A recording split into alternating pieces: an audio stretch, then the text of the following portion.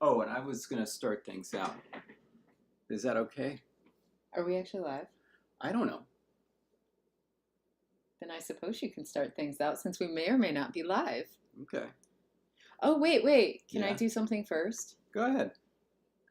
Because this week, I don't know if they're still here on the live stream or still watching videos, but Tybadir and Artak have birthdays this week. Hey. So happy birthday!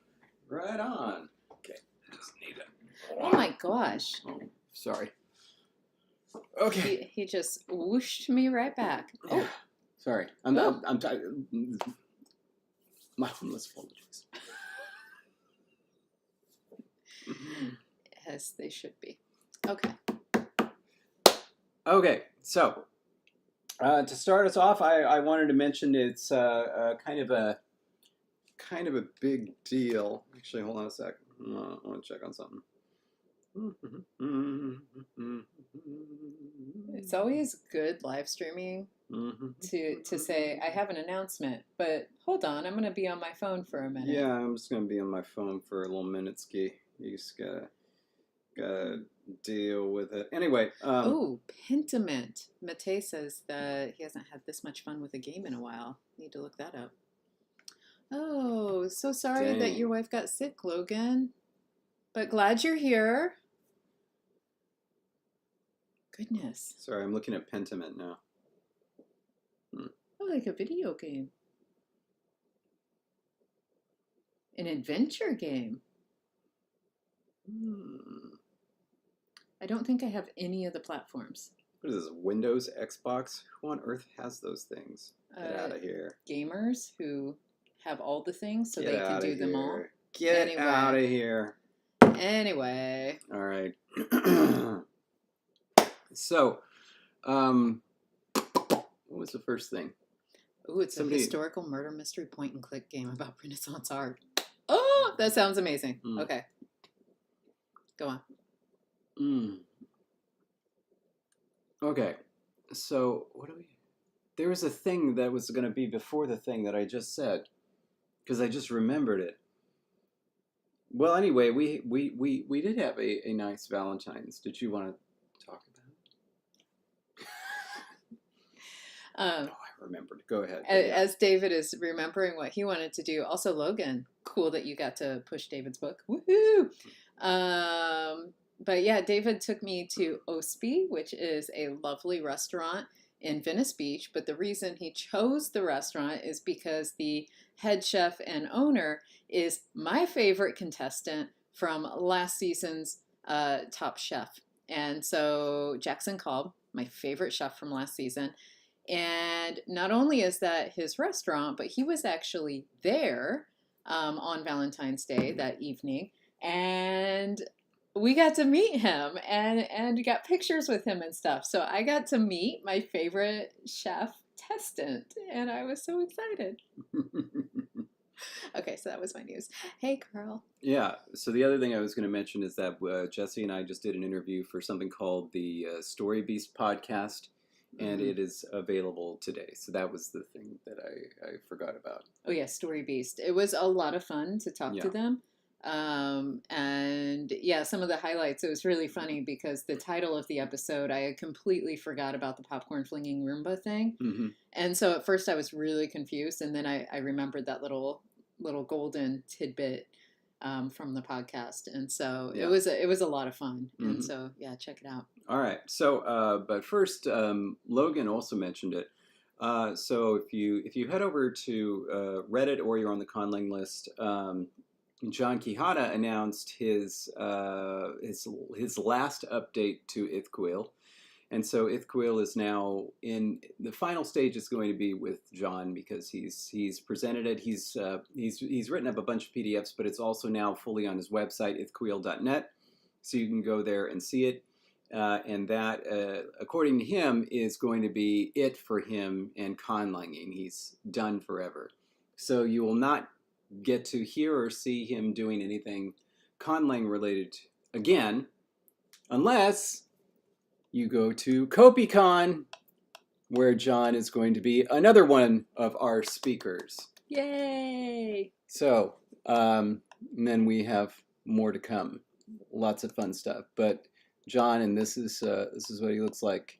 And I wrote up something for him, including stuff about his board games, and put up some of his highlights. Definitely, if you don't know who John Quijada is and you don't know what Ithquil is, really the number one place that you should start is the New Yorker article Utopian for Beginners. It's a long read, but there's a reason that there's a New Yorker article on it. It's the craziest story I think we have in conlanging. Look at the accent mark above the I. It like got the blue. It did. Oh, now it's gone. It's because... Oh, that was kind of fun. It was blue for a while. It's because of the spacing. Wild. Anyway. Cool. We can't see our screen other than our stream dock. Can you check what's on YouTube? That's your job. No, that's weird. I can't explain that. One moment.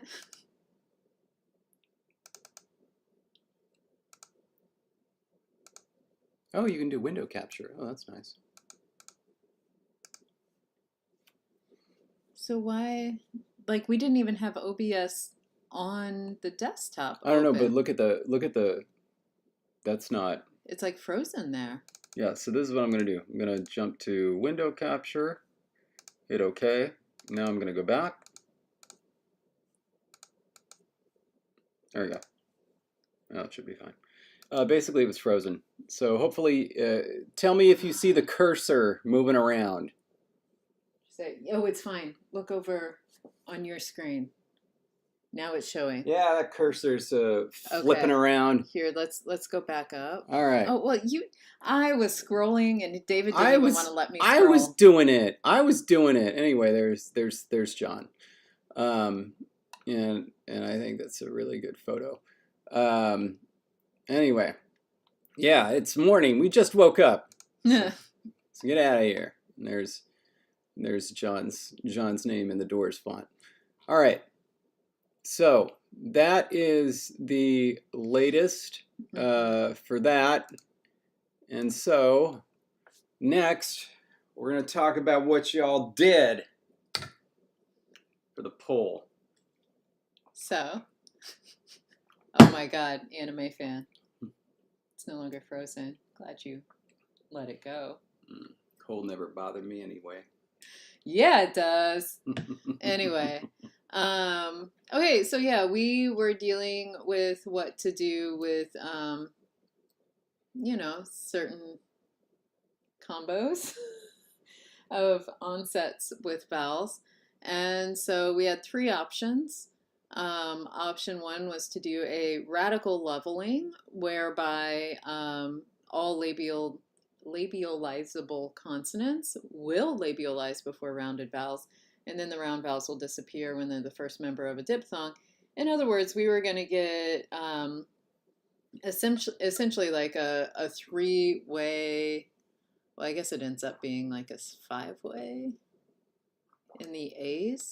Like if we did this option, all of these highlighted forms, although they're different at the proto, would end up being the same in the modern form. And so that's why we called it radical leveling, because there would just be a lot of overlap. So we'd have a lot of modern homonyms based on these situations that, came from different sources. So that's kind of an exciting thing whenever you can kind of build in those little homonym things.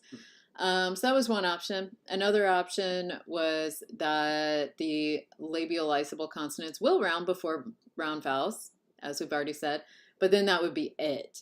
And so there'd be a bit more variety, specifically looking again at that same set. Mm-hmm. You can see that now it's not all moi.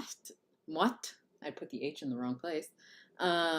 Instead, we actually have, like moit versus muat, versus moat with the O.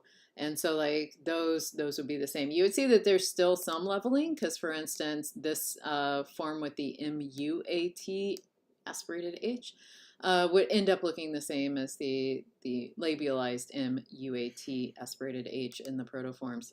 Those would end up looking the same. So it's like some overlap, but I think this one was a lot of, well, not the most variety. I think it was more variety than the first option. It was probably the best option, right? Which means that clearly it got the most votes, right, Jess? Well, go ahead and say option B only got 2 votes out of over 50. Yeah. There were more than 50 votes, and this one got 2. That's all right. I mean, it was just the best option. Clearly, that was not the one that was going to win. So, dissimilation A and C is our last option, which is obviously A and C are our top contenders here. Here, labialized consonants followed by a diphthong beginning with a round vowel would end up in a sort of metathesis dissimilation. And so specifically, again, looking at those, bottom 5 entries, because that's where I think you see the biggest difference across the 3 options. Get that back in its place. What you see is that, like, nothing happens to the labialized consonants, like what, if it's just a single vowel scenario.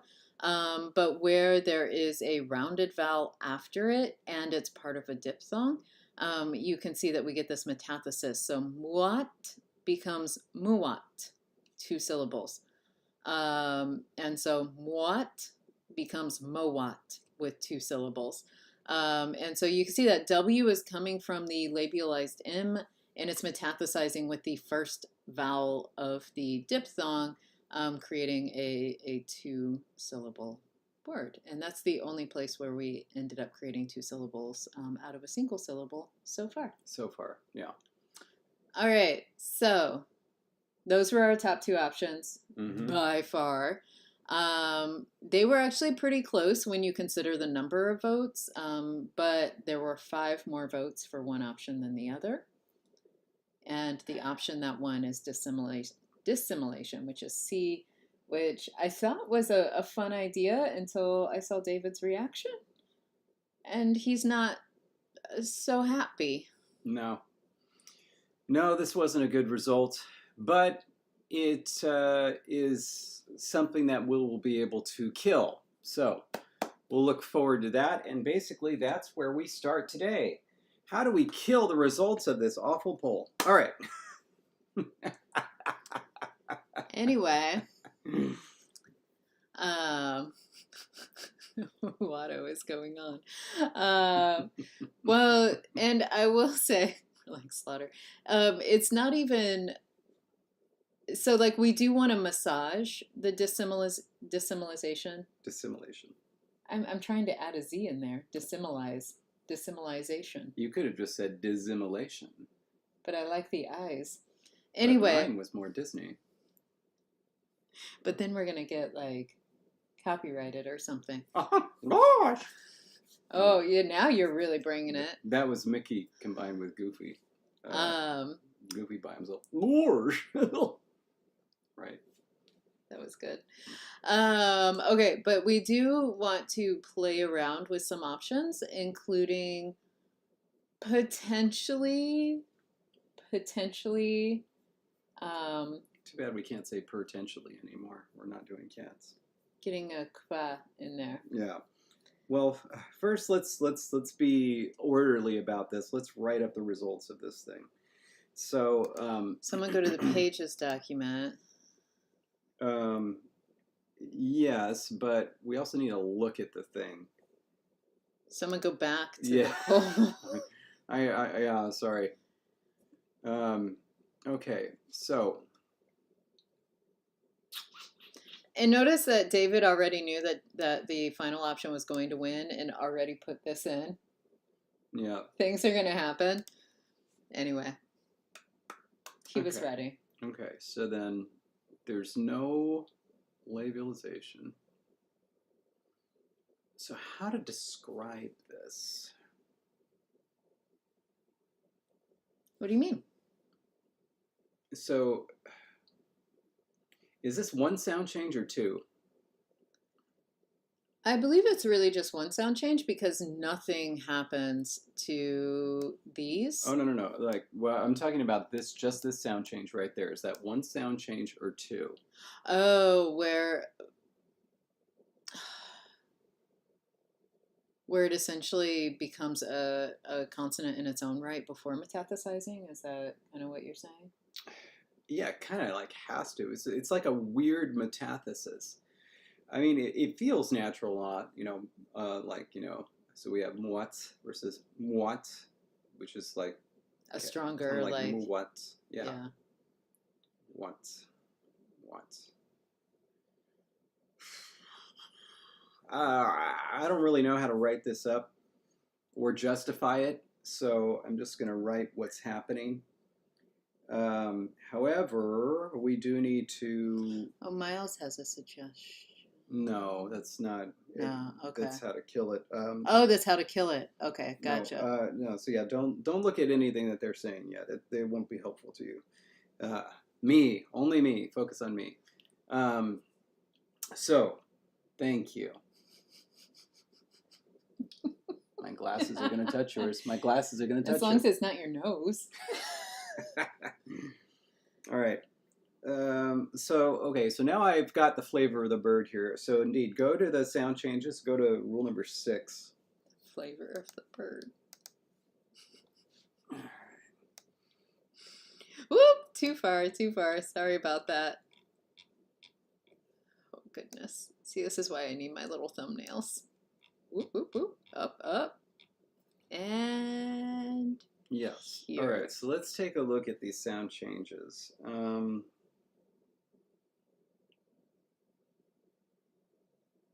Okay, that's not relevant.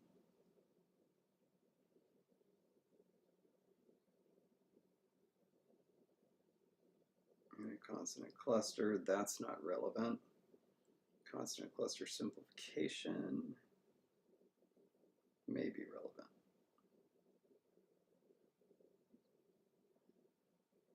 Yeah. So I think we need to stop at rule number 3. And we also we don't need 1 or 2. And also glide fortition might be relevant. Uvular coloring might be relevant. But rule number 3, can we have protoforms that are, let's just do a little bit of an easy one.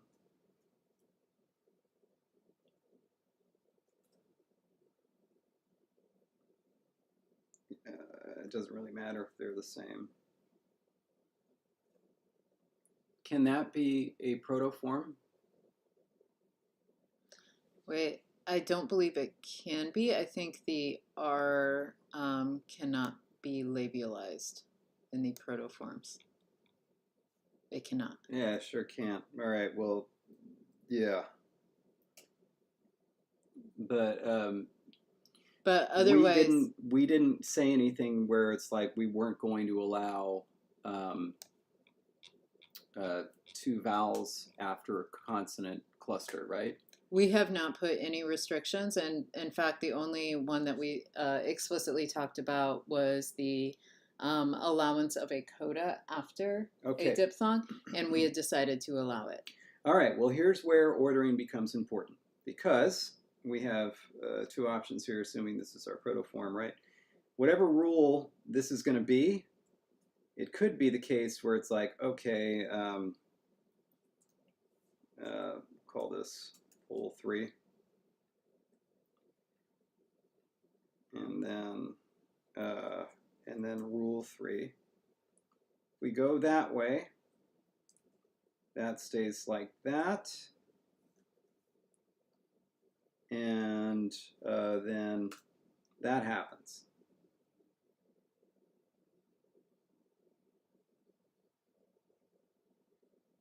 Wait. No, what actually. What is pole 3? Sorry, I'm. Shoot, no. You know what? I take that back. It's actually rule 2. Because let's say that, okay. Okay, now I understand what you're saying. I was.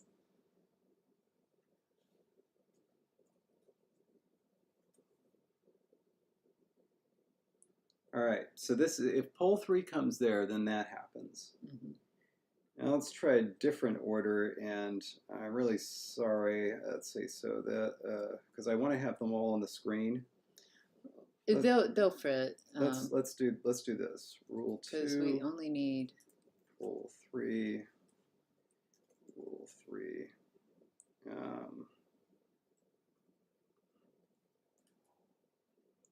Okay, rule 2 is labialization just the spread. Yeah. Rule 3 would mean that this becomes uat. Hold on. And then rule 3 would still apply.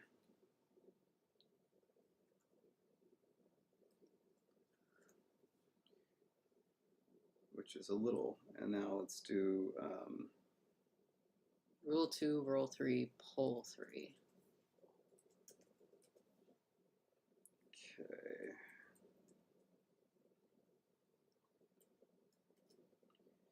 Okay, rule 2, spreading. Rule 3, deletes. Sorry. And then pole 3.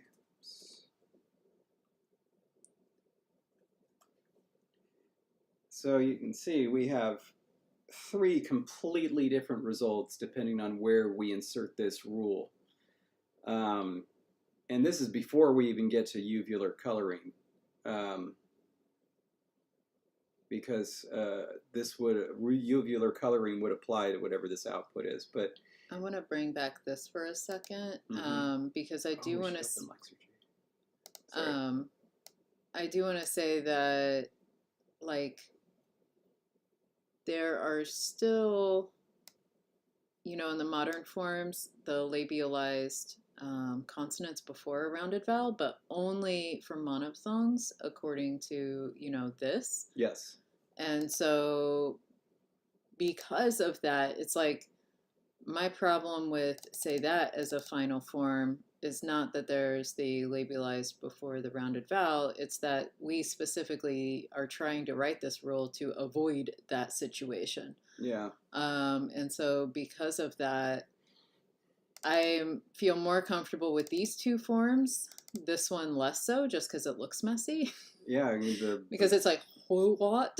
It's like the labialization is in there by accident, because the whole point was to get rid of that. Right. And so, like, I prefer this final one whereby the poll results really apply across the board. Or oh no.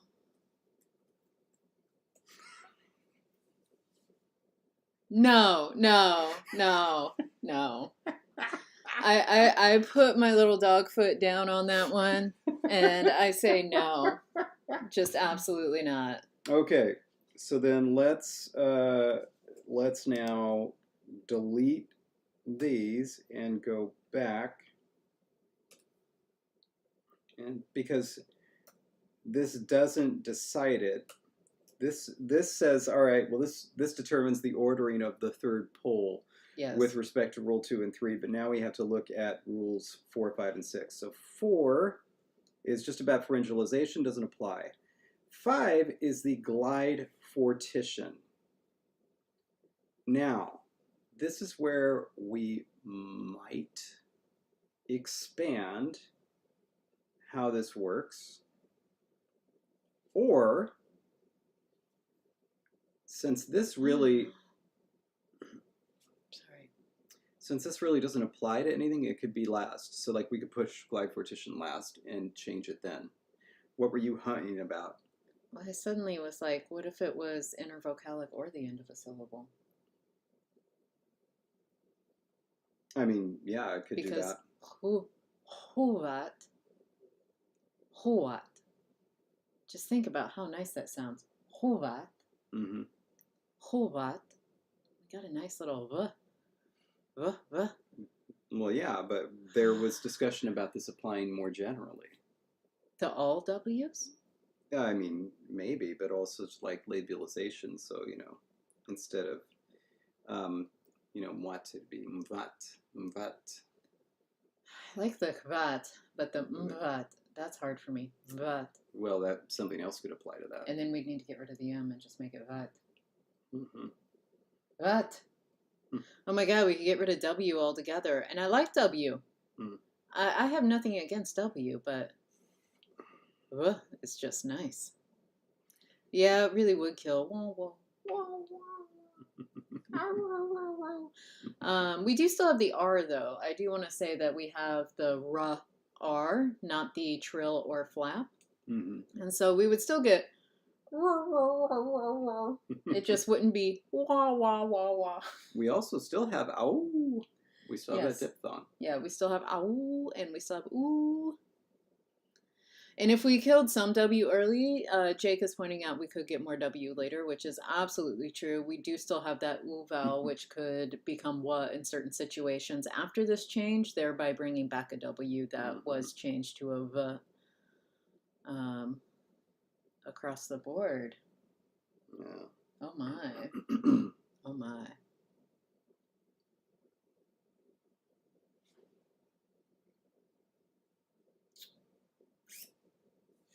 Here, I want to look at really quick. What's her? Matei says W is a weak, shoddy consonant. So the labialized consonants we got, by the way, are qua, gua, pla, moi, hua, roi. Also loi, but we're going to get rid of that. We still need to deal with that. We have not formally put it in the language. We just said we were going to kill it.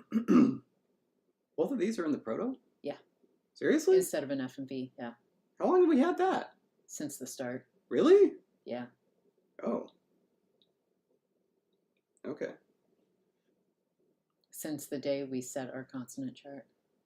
Huh. And so, yeah, there will be the protoform.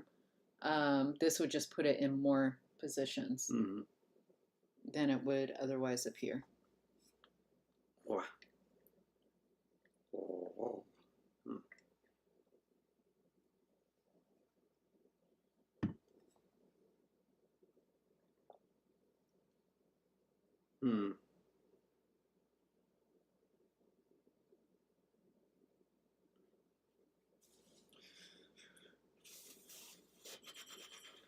So uvular coloring, L-shift to minus ATR version directly after before uvular consonant. All right, and this is important to consider. Well, I mean, it's only important to consider so far as this would still be in front of a rounded vowel, though. So this would still apply even if it changed. Because this, recall, this one is really more about pronunciation than anything else. It's not necessarily as interesting. I mean, the schwa going to ah is definitely something to note, but like the other three are just like, it's going to drop to the minus ATR version, and so it's really just more about like these sounds will show up in this environment. Yeah, I was concerned that maybe it would block it, but it's not going to. It's just going to change the quality of the vowel, and even if we put that one afterwards, it would just flip it anyway. Yeah. So okay, so 6 doesn't matter, 5 doesn't matter with respect to order. So do you want to go back to the glide fortition and talk about? All right, we have the present where W at the end of the word is becoming va, and that's it. Right. We have the suggestion that you made, which is essentially, I want to just say W becomes va after a vowel. That's the easiest way to do it. Oh, sure. Okay. Okay. And so that would turn huat into hubat. And so that's another possibility. And the third possibility is the labialization. Essentially, the labialized consonants become, va, which, I mean, that's pretty much exactly what happened in German, right? I mean, I would. Yes. Not all dialects, though. Some still retain a what in some situations. Which is why there are dialects of German that say Wasser instead of Wasser.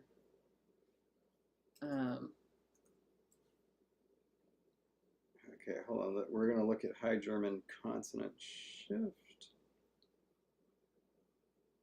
Where is the PHTH?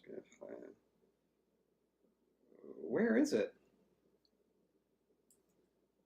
Can you just look up W?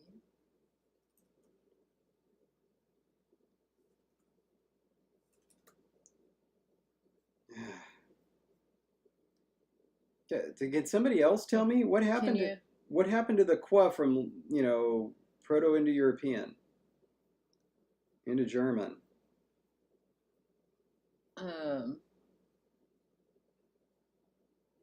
Wouldn't they have like the W in brackets or slashes, so you could look it up that way?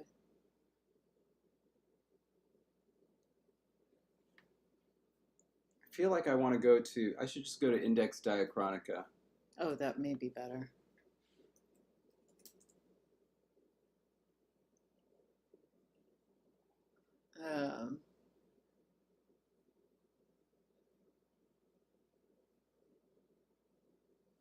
Look at them. They put the stupid nasals on top too. Why would they do that? Why would anybody do that? Doesn't make any sense.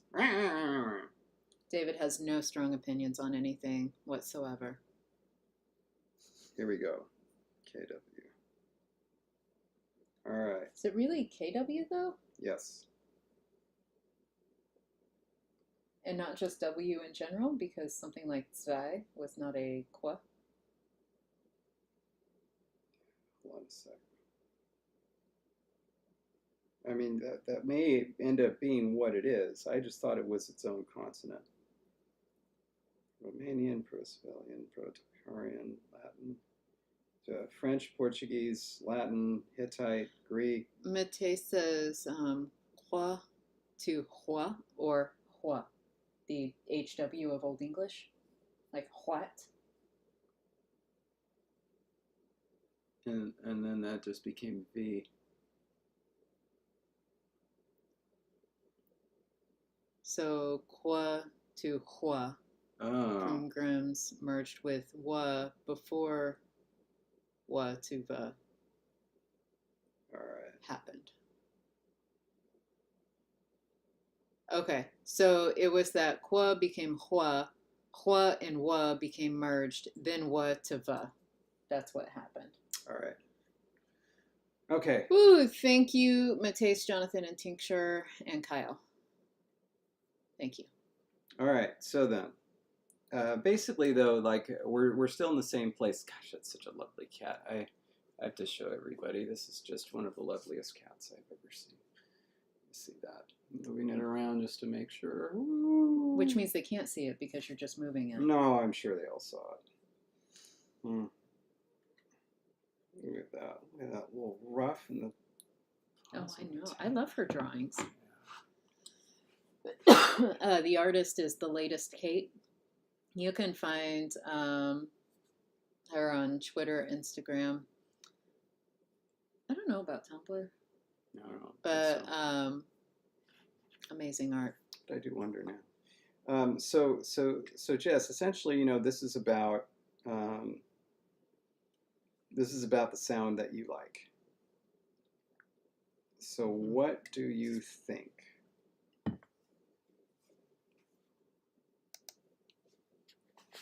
Okay.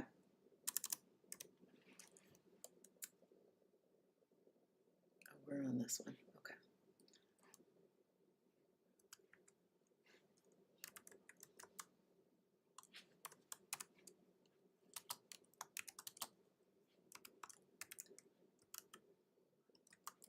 Okay, so this is,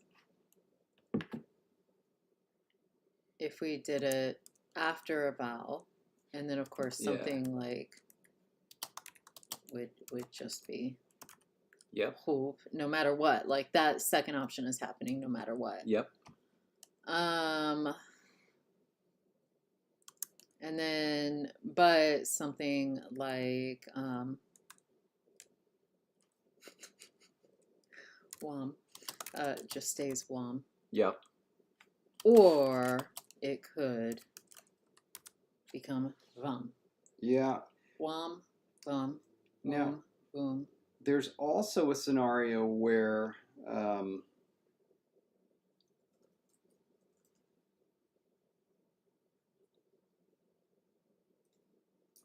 Oh, hi, Magpie. Quam, quam. so there's a scenario where all four of those are true. It does seem a bit unlikely, though, doesn't it? You mean like the wam Yeah. coexisting with quam? Yeah, it does seem a bit That's unlikely. unlikely in my head. In my head, then wam would need to be vam. Yeah. I specifically put it not in a rounded vowel situation because I think another option is for rounded vowels to trigger the change Right. at the onset. So like Yeah. W's become fortified after vowels or in the presence of a rounded vowel. And or I should say, because then womb would be voom, wom, vom, but then you would still get wom, you know, wame. And then let me just do another one then.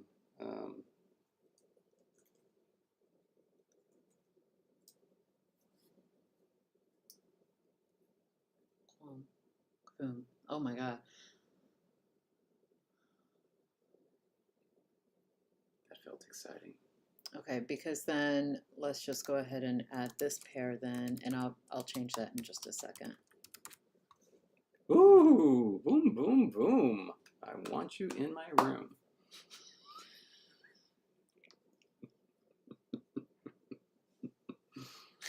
Should have been an extra boom. Sorry. Oh my god. Okay, how are you feeling about this? Like, I am really excited about this. No, our dogs wouldn't be able to say woof. They'd be able to say the much more dignified woof.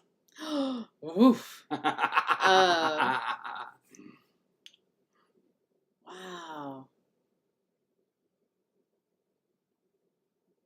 And I gotta say, now, I do have to say, woof as a dog sound, like, obviously, onomatopoeia in languages, you're just using what you have in your language's phonetic arsenal to try to imitate what you're hearing. And the sound that a dog makes, I want you to think in English of the three very different onomatopoeic words that we have for a dog. Bark is one of them. Mm-hmm. That is the onomatopoeic version of what a dog does, is bark, which is like, who thought of that? Woof is another one. Woof woof. But then arf, which I feel like is closer. Arf, arf. In the fourth? Oh, howl. Rough. Rough. With the R instead of the W. And quite frankly, the R feels more doggy than the W. Yeah. Woof. Roof. Roof. There's a great joke on The Simpsons where Homer is writing reviews and he's looking for help from his dog. He's like, the food tasted, I don't know, what have you got? And the dog says, rough. He says, you've been pitching that all day. Do you have anything else? The dog says, Joey.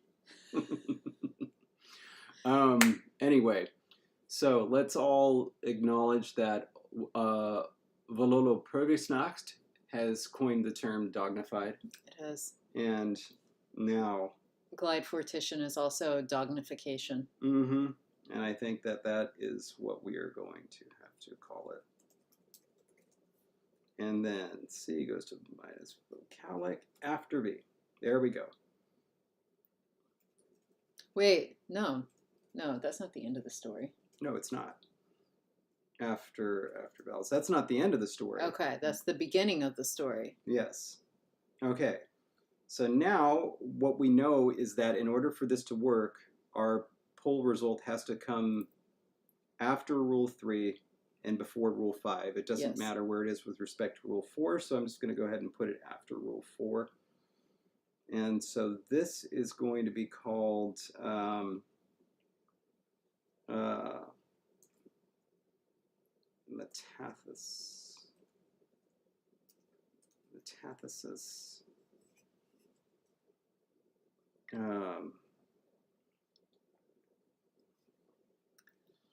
I don't even know how to come up with a proper name for this. Like, bilabialization metathesis. Secondary articulatory pre-diphthong metathesis. There we go. But it's not just secondary articulatory, it's only the bilabialization. This is ridiculous.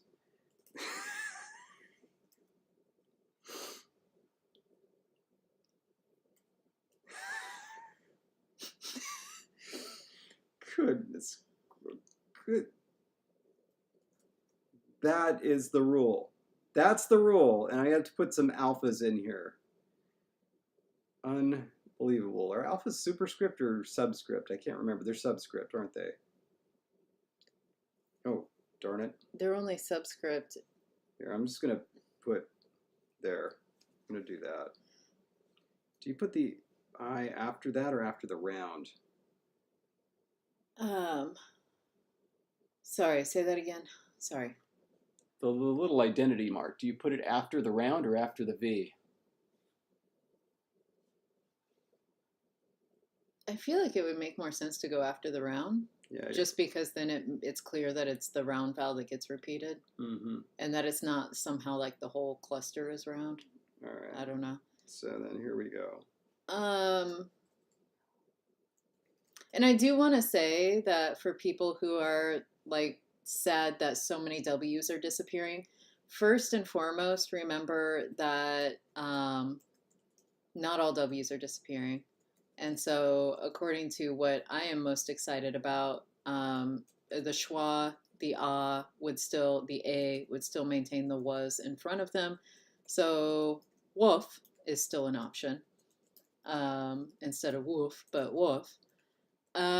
Also want to say that this could save an entire, well, not just one generation, entire generations of puppies from having speech impediments, whereby you don't have to distinguish between a W and an R because they're really, you're either going to get a V or an R, which is totally different. Mm-hmm. As a person who spent several years in speech therapy to be able to sometimes correctly say a W and R correctly rather than correctly, I'm going to say I feel like I'm saving some puppies. That's what I'm doing by killing these W's. And then we're going to do part the first. Dognification part the second. Mm-hmm. And so now we get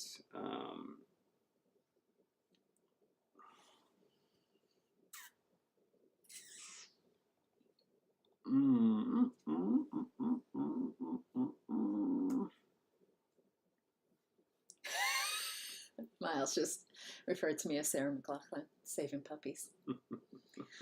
But you'd rather hear her sing Angel than hear me sing Angel, I can promise you that. I could play it on the piano, though. Can't sing it.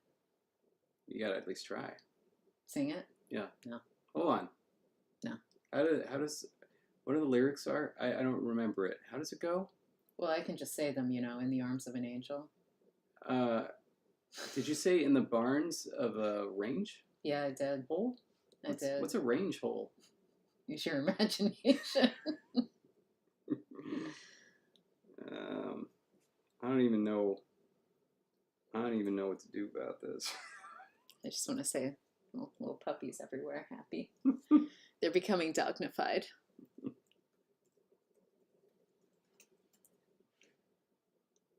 I want everybody to see what I just wrote.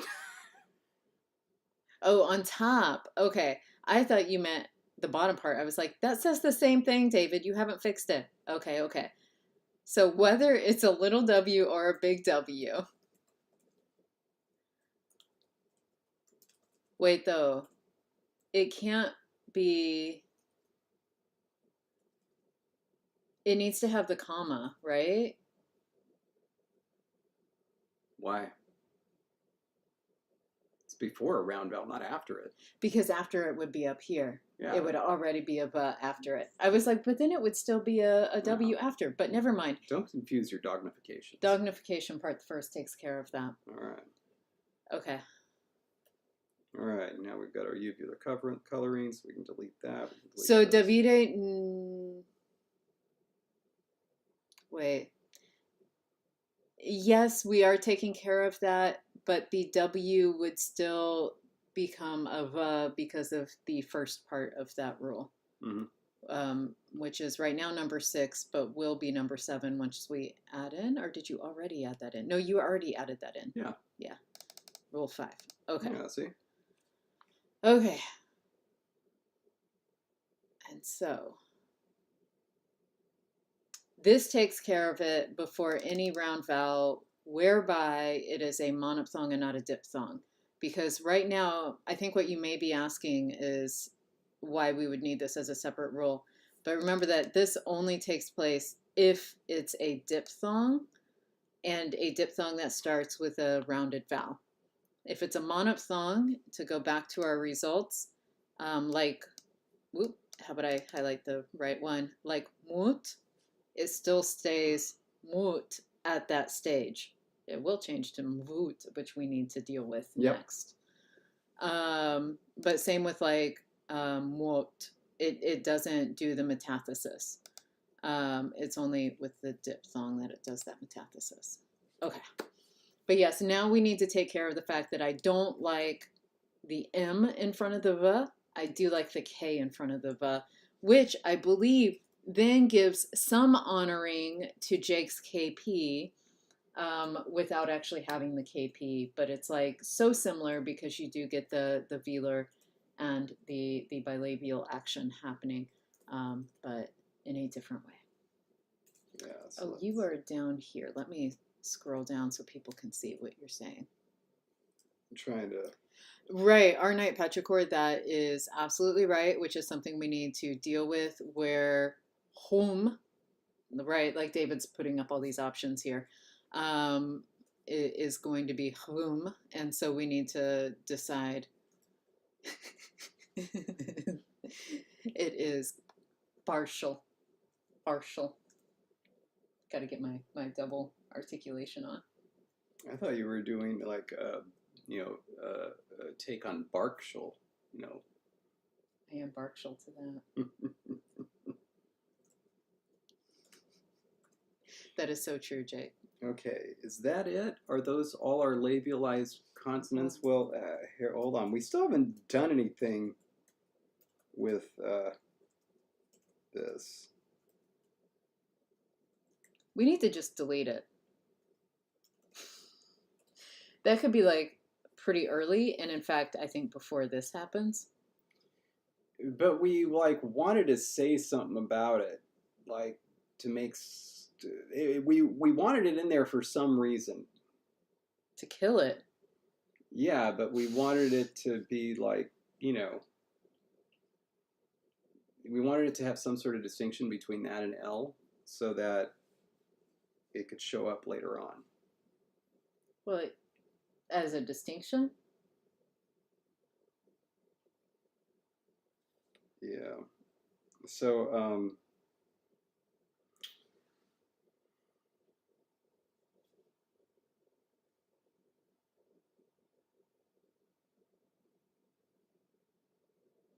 okay. Don't kill it yet. Don't kill it yet. All right? Well, I had an idea for killing it in between rules 5 and 6. Okay. So then we would get luat becoming luvat versus, say, luat, which is. Oh, that's interesting. And then, like, because otherwise it was just going to become W, right? Yeah. Well, that's how we could save W's for people who want W's. No, if it happens after 7 or 8, then we would get, if an L. It would have to happen after 6 and before 7. Right. Wait. No. Yeah. It would be indistinguishable from W. We'd never have W before round vowels, but we didn't want that anyway, right? Right. Yeah, so then it wouldn't matter.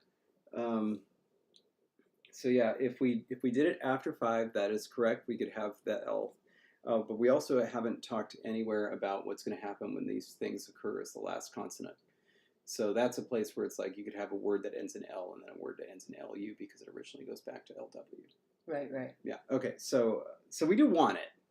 We do want it. It's just going to die. Where is? Because that's. Have we done that yet? No. So we haven't dealt with bilabial codas, but that was something we had thought about, right? Yeah. Okay.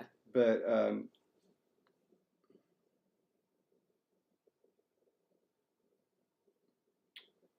oh, let's just talk about LW right now. Can we? But can I just jot down a couple notes here so that way we remember that our notes up above, did we have it up there?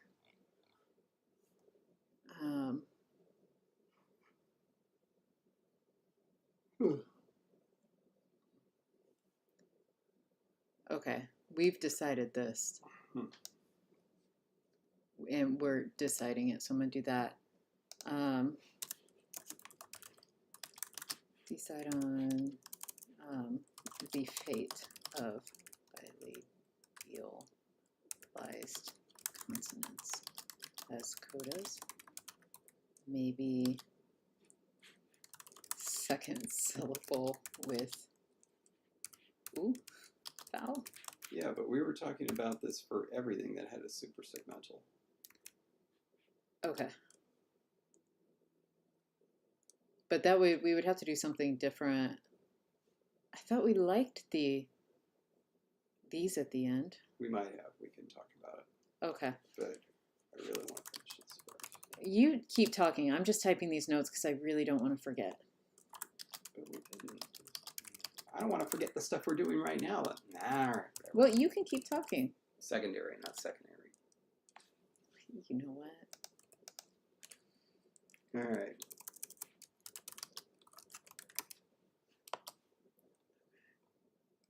There was something else I've already forgotten that I wanted to remember. But no, I will let you do you. Go. I needed you because we're talking about LW. Mm-hmm. And I need your feedback. Mm-hmm. All right.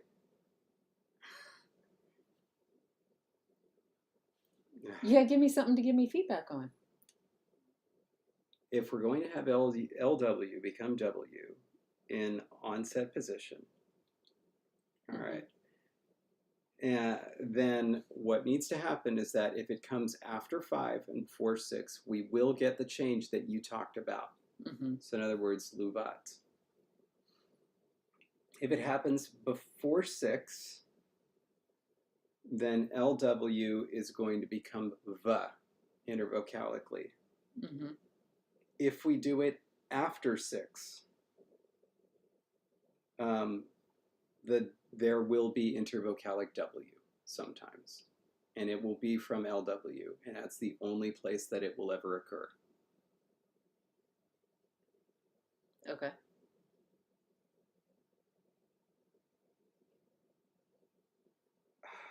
Except that it will never occur in between vowels, will it?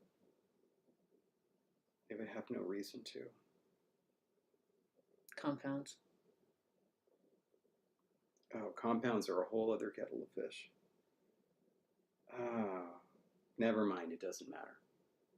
No, LW will always be totally indistinguishable from W, except for that one instance due to the rule due to pole 3.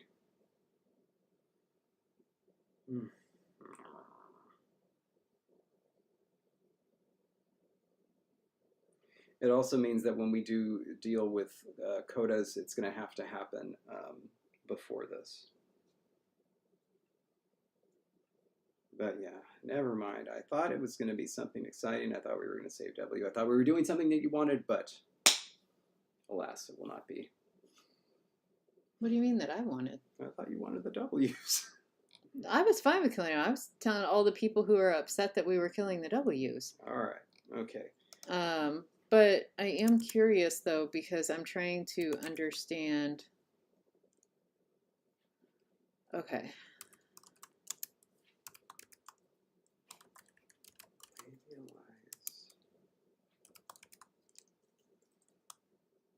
Because I do feel that there is going to be difference that we should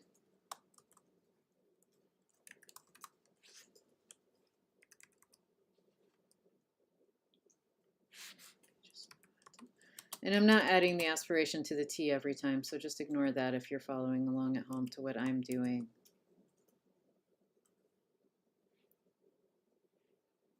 Okay, so if we did it, but alternatively, it could be this if we did it first. Right.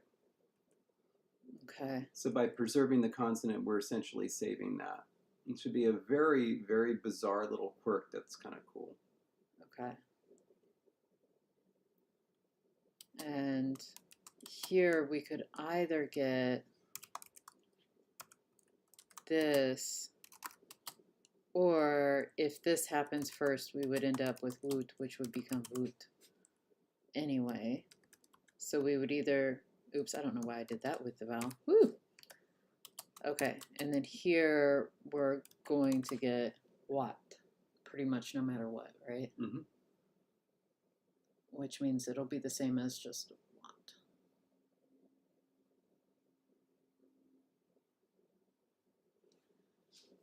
So ordering it after that, we want that to have it be different here because it would be a fun little, how did that happen? Mm-hmm. But here, if we ordered it after, we could figure out, along with all these others, what we're going to do with a woot situation. Yeah. Which could add a bit of flair instead of just making it woot right away to become woot without any sort of coloring. Yeah. I think that the first one is the best option because I don't know what to do with woot. With what, sorry? Woot. Well, I don't know what to do with a lot of these. The only one I really like is this one, and then g by extension. I don't even, I'm going to struggle with those. So I'm not even sure what to do with those, other than to add a copy vowel or, you know, schwa or ah or some sort of just like generic vowel, whatever our vowel insertion is, to separate the difficult to say ones, which again, if we had this to work with, we could treat it the same as, you know, like this segment. Well, there are other things we can do. But is it okay though that this is placed where it is? So that we have one fewer to deal with? I guess it is, but like if we come up with a strategy that's neat to deal with this, and then you're going to have to convince me to keep these. You're going to be really disappointed by my strategy. Just delete the consonant in front? Yeah. Okay. Then that's fine because what we end up getting, because this happens first, this happens next, which means we already have things like luwat. Yep. Which then we get luvat versus luat. That's going to become a W. W's are going to do what W's do. I would be wary, though, of saying in all circumstances because it depends on where we put the bilabialized coda rule. Because we don't want the LW as a coda to become a W. We want that to be the situation where we got the like Lu situation or whatever. Yeah, I said that before. So remember when I said that rule would have to be before that one. Okay. Also, remembering something.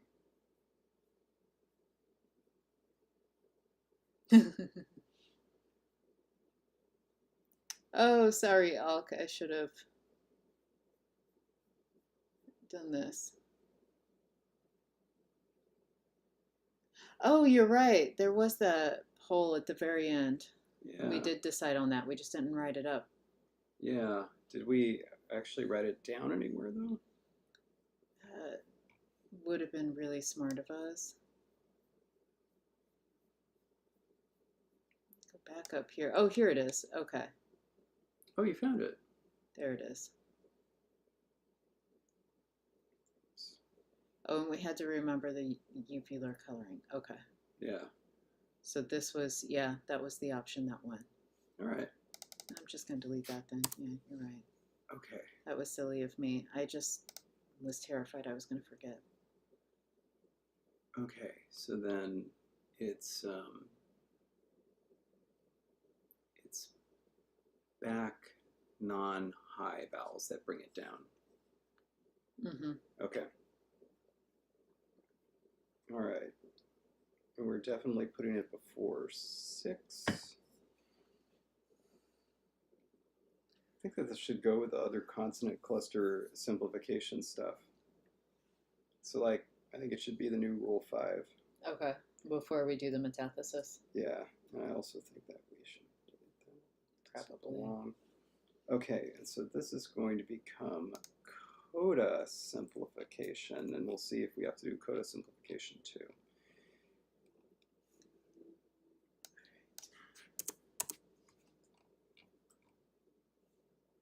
Here, so we're going to type that up. Oh, so sorry, Miles, that you're. I understand that. It always sucks when your brain is not quite working at full speed, especially when you've had a long day at work.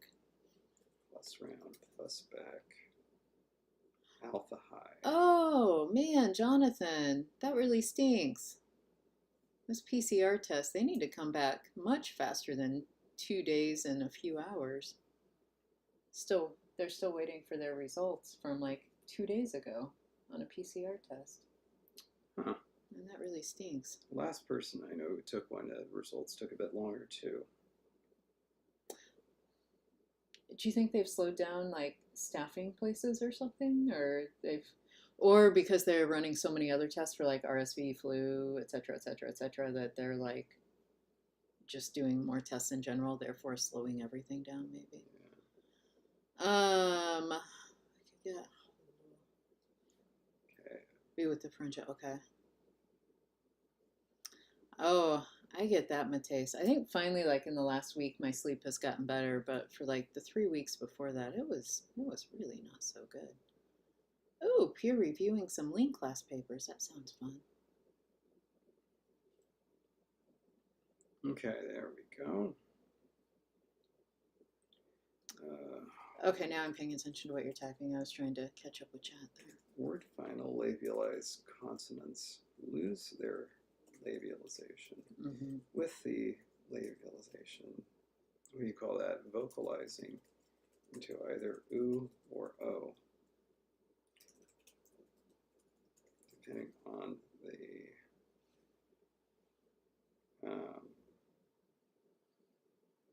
this isn't quite right.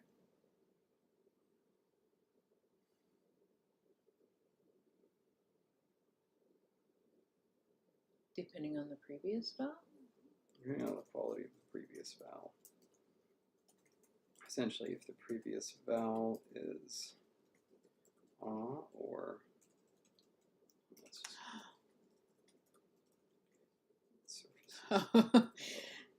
Jonathan was practicing with an Unnels text from a previous relay right before the stream, and that probably drained quite a bit of their energy. I would say, yeah, I can get that. So this isn't quite right, though, because there's no elsewhere. What do you mean elsewhere?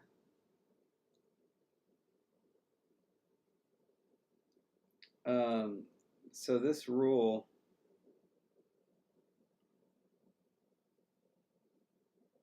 doesn't say anything when it comes before a vowel that is minus back. Well, shouldn't it? Wait, okay.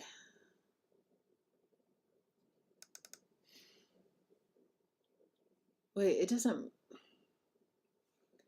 This goes to this when it occurs at the end of a syllable. This should not have. Like, this should be in parentheses? The problem is if you delete this, you're going to get O after schwa and E, which we don't want. We only want O after A and O. And we want U elsewise.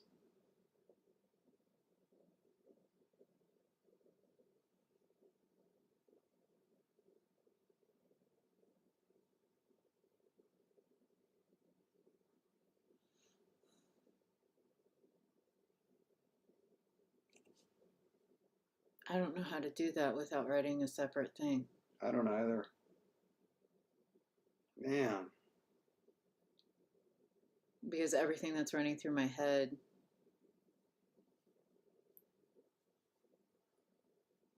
it doesn't fit. Because the problems are it can't be something about alpha round because the others are not. Right.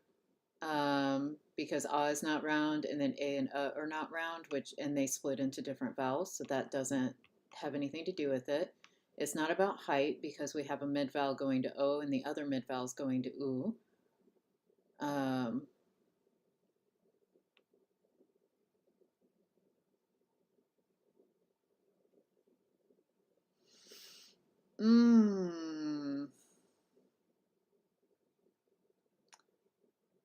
Oh no, I don't know. This is where I just write it out in prose, which you've already did. Mm-hmm.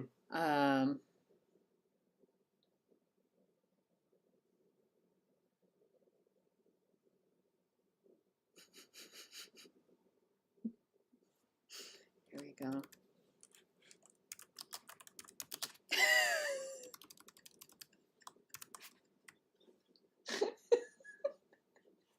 Oh, wait. And see, and then we'll make this all italicized.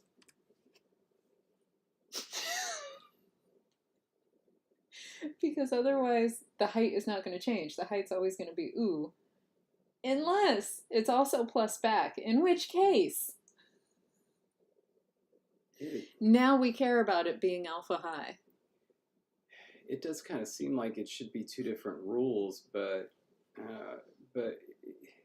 the thing is that would presume that it was originally U at some point, and we don't want that. We want it to have surfaces. O.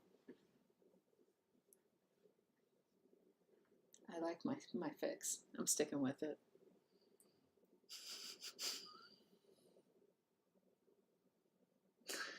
Because otherwise it's always going to be plus high. Yeah.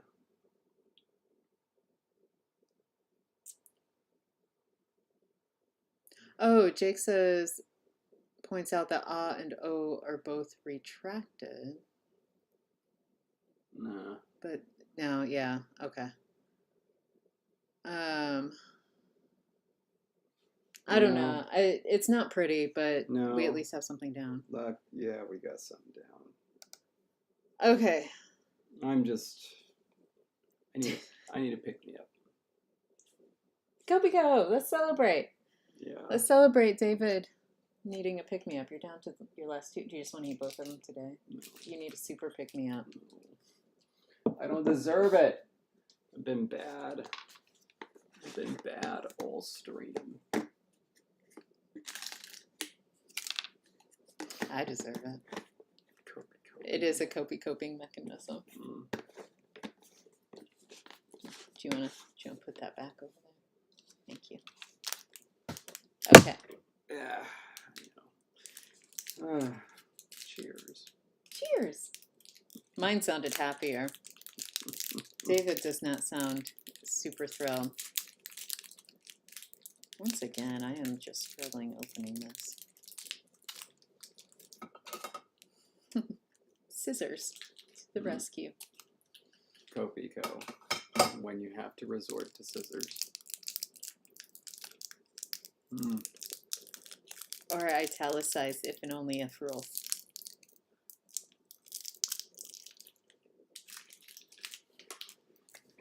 Woo!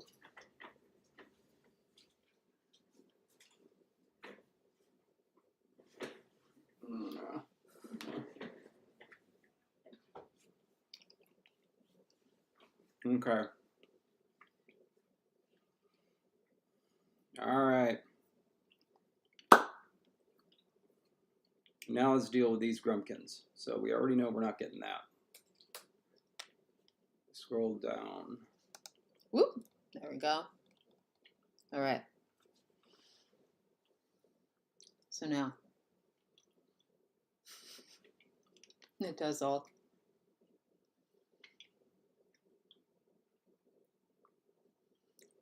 Got some suggestions for you if you want to.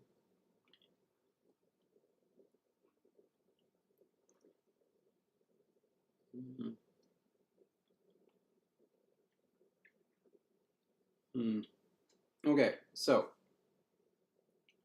for, voor, good. You don't like voor, is that right? I said I would struggle with them. Well, something that can happen is that it fronts. It becomes a velar. Voor becomes kvoer, and so they merge. I like that. So I'm going to type that as a suggestion. We can, of course, decide not to do that, but I like that idea. And a more general rule would be that the uvulars front to velars. And so voor could become voer, and roer could become voer. Now, one thing about that would be we would be introducing new sounds. Yeah, but it would just be a pronunciation thing. We wouldn't have to write them differently. Okay. Whoops.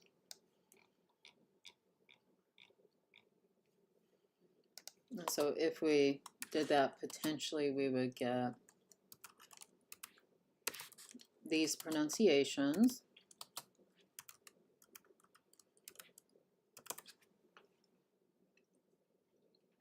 And that only leaves voer. Really, double by labialization cancels out. So voer is one possibility. Another possibility, you go the crazy route and do voer. Like that? And then if you want, you can still drop the M. Just get voer.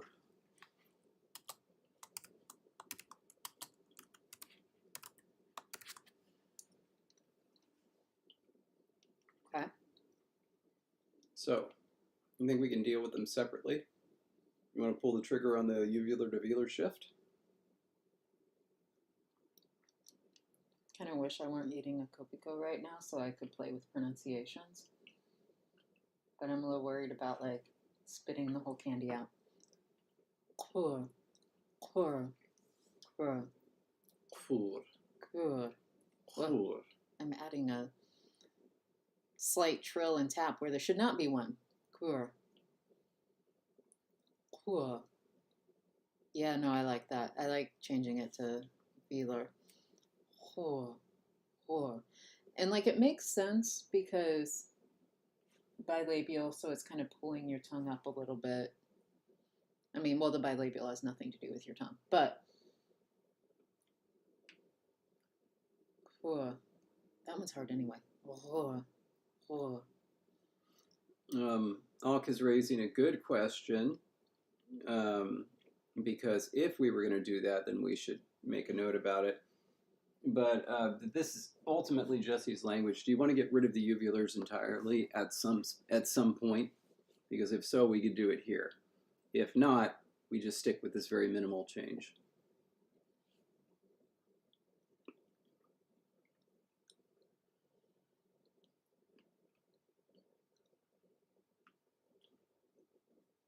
I don't think I want to get rid of them.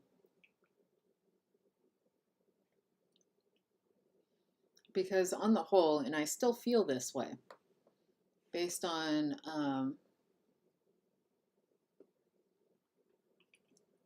just based on dog mouths, they have a lot more room at the back. It's wider. They have a lot more play. I don't know. I feel like if we're going to anthropomorphize these dogs, they would have more back sound distinctions. which then makes me wonder if it's a smart idea to change it here. It only for the reason, well, maybe the fricative should just be left alone, but that Q versus the K in this position to me seems leveled. Kr, kr, kr, kr,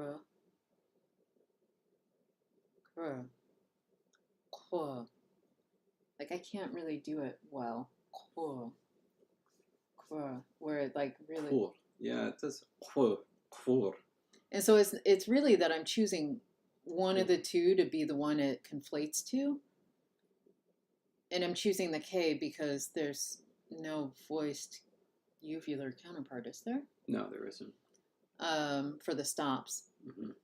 And so it's really that in front of that bilabial fricative, there won't be a distinction between velar and uvular sounds, which means the fricative part is moot because there are no velar fricatives right now. Mm-hmm. And really the only thing that's important is that this is now pronounced the same way as this. Mm-hmm. Whether you're a dog who says more this sound or this sound, it's going to come out sounding the same to all, like, it's like, yeah, you mean this or this. It's more of a tilde situation. It's one or the other they conflate. Mm-hmm. And so it doesn't really matter. And I'm going with the K notation because I feel like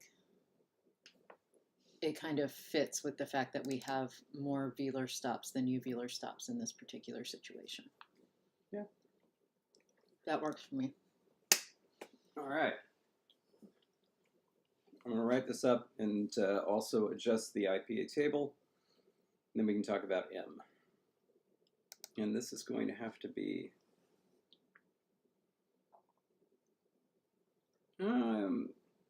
do it before uvular coloring just to make it easier.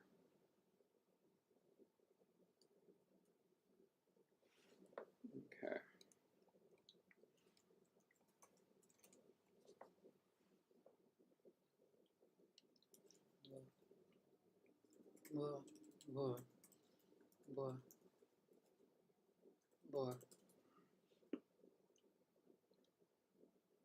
And then I'm playing around with the M option right now if you hear me talking to myself.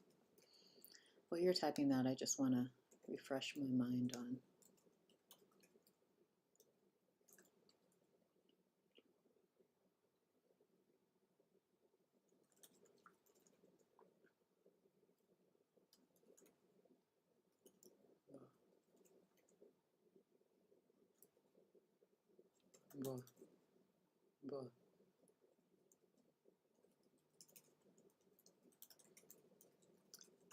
You know what?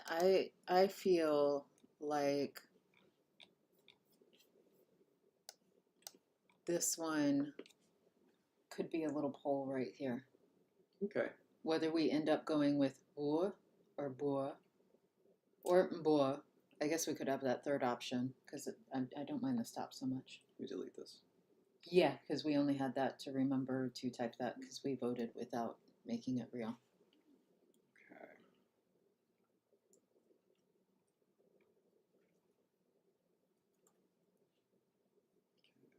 The IPA.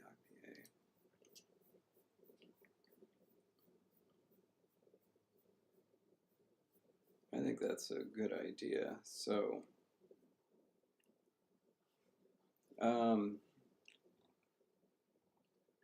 you don't want to admit mvur, right? Option 1, yeah, I don't think I do. Okay. So this is specifically for this protoform, and it's really any. Okay, I'm just going to take away the coda. Yeah. It's really this situation. Option 1 is that it ends up just going to vu.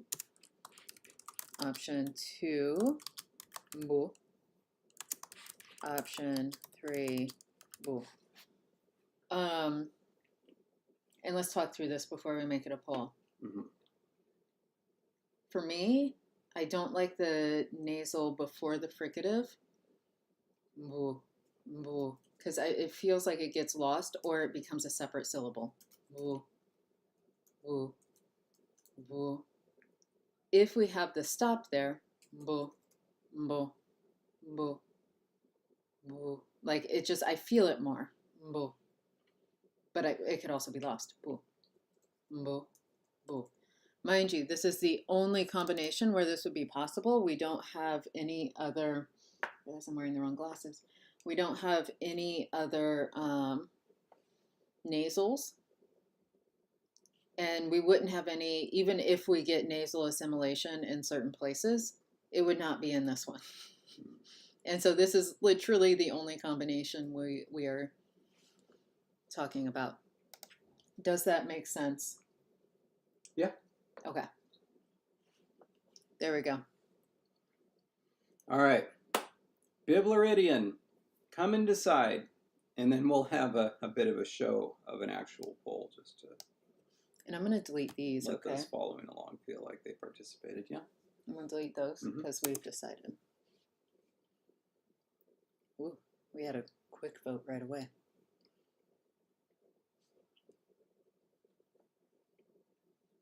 I don't want to pull it down on my screen, so you're in charge of the poll here. Okay. Wow, wow.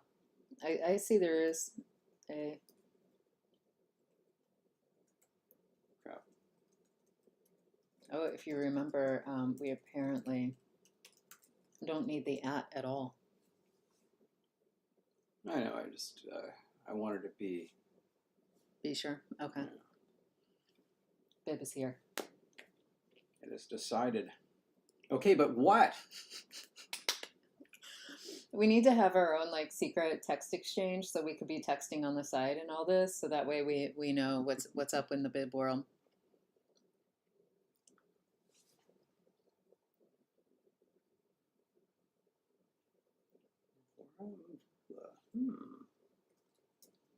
You've got David intrigued.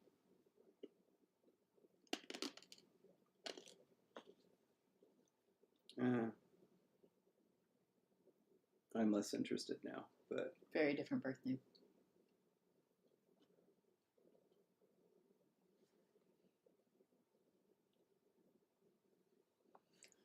All right, going back though, are we close on the vote to being, oh yeah, we're over votes and it's decided. Okay. wow.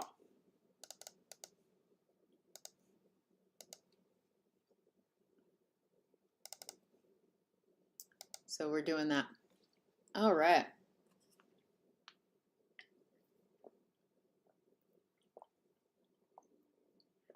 All right, so what do you think about making this a general fortition rule that would also apply to compounds? I know we're not there yet. I bring up compounds and get shut down immediately. You bring up compounds and are like, oh, let's talk compounds. I just want to make sure I point that out. Giving you some side eye. Yeah, you better smile. I say just write it up for now. We can put a note that we can decide for compounds. And so. Okay. Yeah. Fortition.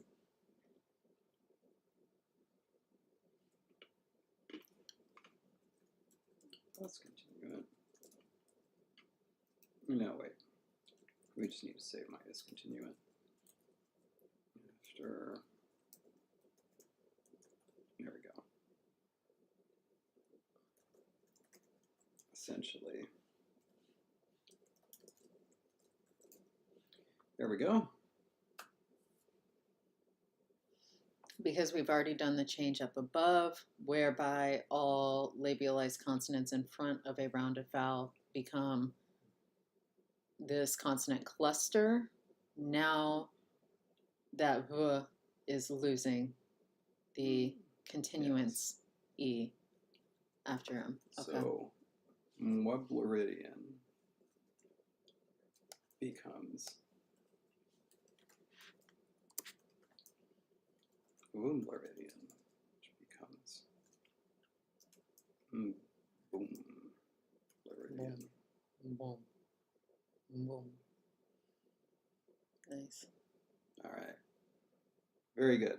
Except that M should not be there.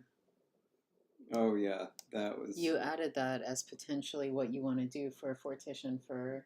Oh my gosh! And then look what I did down there. You just took out the B altogether. Boy, David is a hot mess. Is what we are learning in this stream. There's just a lot of different things going on. It's just a very powerful sound change.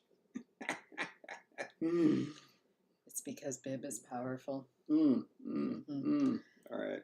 All right. So anyway, David's fixing his mistakes. Yeah. Mistakes. All right. Okay. So what do we want to turn our attention to next?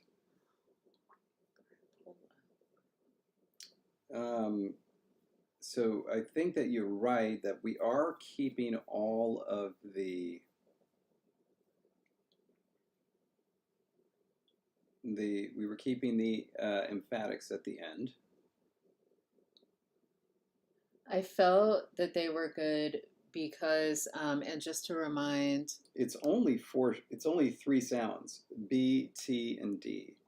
Well, in the aspirated, T is still getting the aspiration, but we don't have an unaspirated variant. Yeah. But the pharyngeal B, T, and D, honestly, my initial thought was to kill them in coda position, but I changed my mind because when David pronounced them, because he's better at it than I am, it really sounds like that after effect of like a little growl bark that dogs have, where they like kind of bark, but then they kind of pull back a little bit, and it's like a little leftover, and that's what it reminds me of. And so I really, really want to keep those pharyngeal consonants, the pharyngealized consonants, in coda position. Aspirated consonants, we have the T, K, and Q are aspirated, which can, be codas, and they're going to just be that way. And I'm fine with just leaving them like that, to just say if you have a voiceless stop, it's just more likely to be aspirated. And that's fine by me. Although we now have an unaspirated voiceless stop whenever it has a V after it. Correct? Yes. Instead of kvat, well, which would end up devoicing the well, fricative. We don't necessarily say that it's unvoiced. Right. I mean, unaspirated.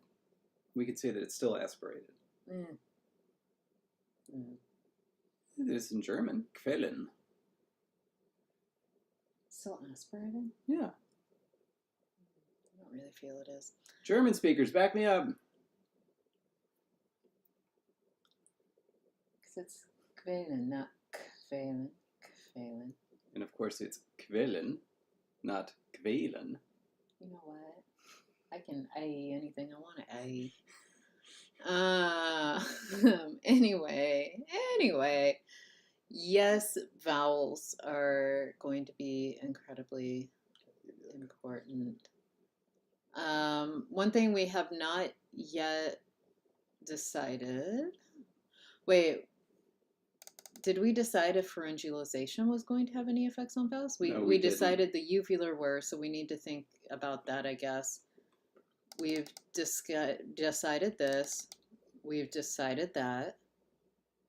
We've got it, I believe, done. I hope. We need to think about our diphthongs. Right now, we still have quite a few diphthongs. We need to decide if we're going to be simplifying them, I think, in any way. German's eye here. Correct. Thank you. Thank you, Matthäus. Really, they don't aspirate very much. Thank you. Voiceless stops are generally aspirated in German, so help me look it up. You can look up anything you want.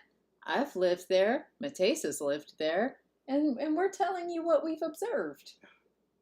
As second language words. And you are? Super. Pardon me. Super. David has read about German in a book and has decided this is how Germans speak. You presume I read much.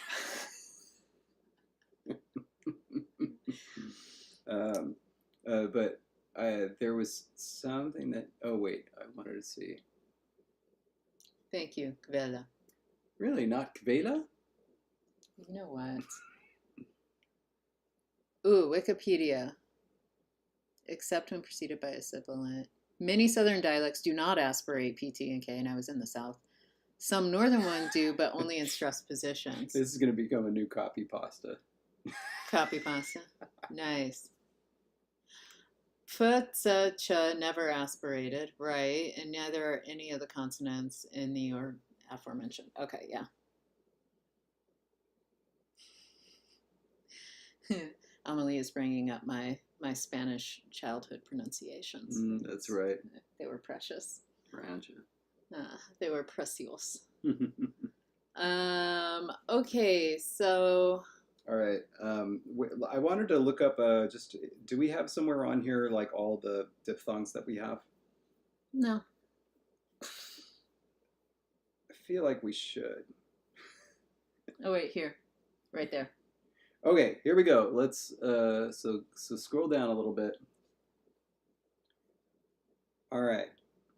So all of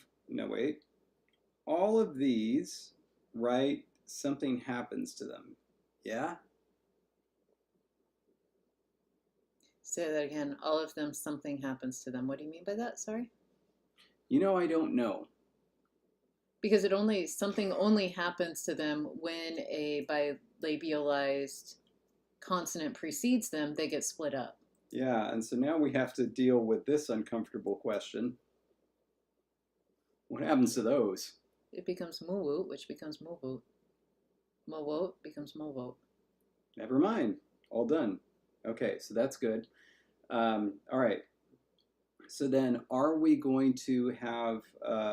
and thank you, that actually makes a lot of sense, and it settles that.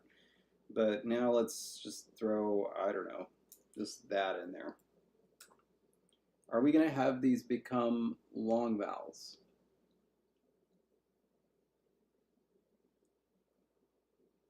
Can you pronounce the difference for me if you consider it a diphthong versus a long vowel? So there's mot versus mot. Say them again. Mot. Mot.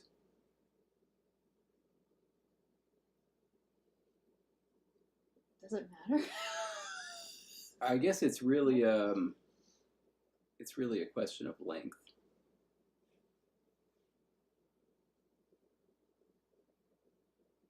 I mean, I say keep them mot. Keep them long. Mot, mot, mot. I didn't do no glottal stop. You'd have heard it if I did a glottal stop. That's mot. David's very touchy. Telling me I did a glottal. I know what I'm doing. Sometimes. Sometimes he knows what he's doing. That's his grumpy cat noise.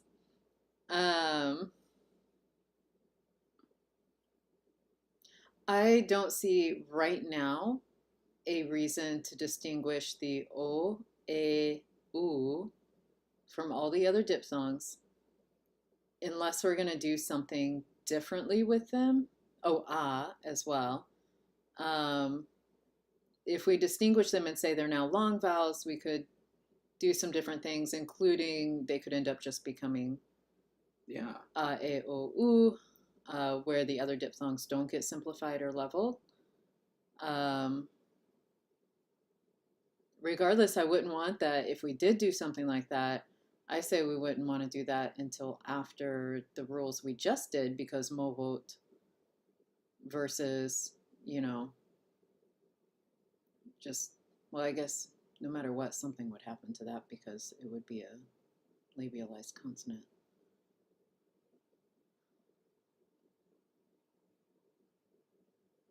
Do you have a feeling about this, David? I have questions that I want to ask. So this was one of them, right? What's going to happen to those? That's one. I also had this question. Are those going to continue to be different?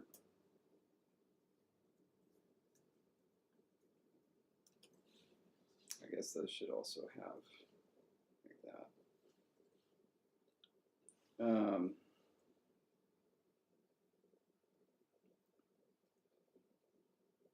then Really, I think the question there is whether rounded vowels are going to remain distinct in either position in diphthongs. Because I could see making the same argument for should moit and moit continue to be distinctive. there's also Moat. there's also those, and let's put them in the right order here.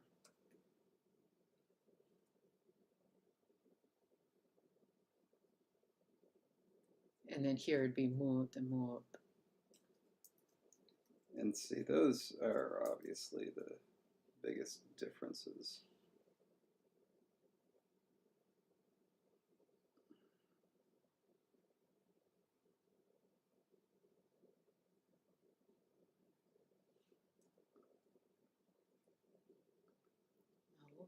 Moat, moat, moat, moat, moat. Separate question. Mm-hmm.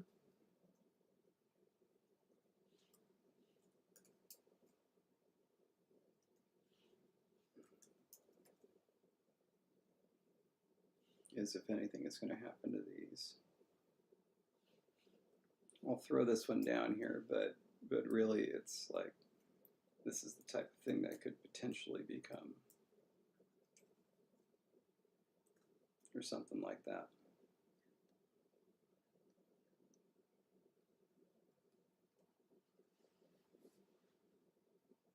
Okay.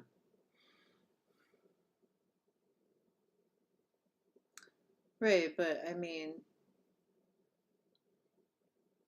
even though we threw it out for where it was in the particular poll, we could still end up labializing consonants in front of diphthongs where the ue and uo become ue, mo, with just labialized m's after the changes that have already taken place, so we still get movat and so on. We could. Wouldn't just be after M though, right? It'd be after everything. Yeah? Right, but M is the onset that we have in this particular place. So then that's another. So. And it could actually happen after the whole fortition thing that has just happened, thereby giving us a new source of these labialized consonants that were lost. Oh, they weren't lost. It was just in front of rounded vowels, right?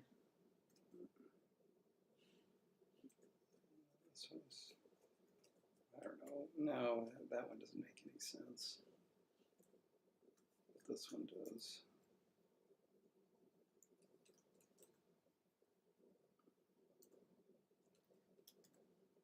And then these would, in theory, be coming.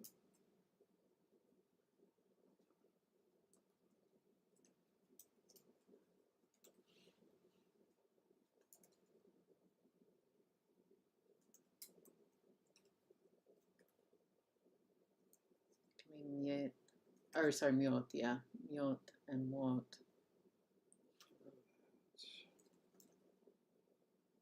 Then, Miot. I mean, this is actually one possibility here. This is what happened in Finnish.